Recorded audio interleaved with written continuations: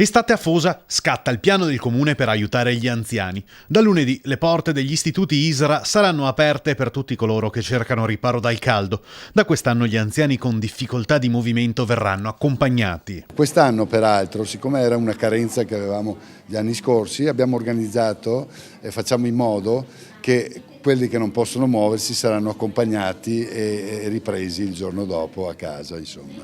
Con 5 euro potranno anche pranzare all'interno delle case di riposo. Oltre al fresco, gli anziani saranno coinvolti anche nelle attività ludiche. È vero che ci interessa che stiano al fresco e non soffrano il caldo, ma ci interessa soprattutto l'integrazione con il territorio, la partecipazione.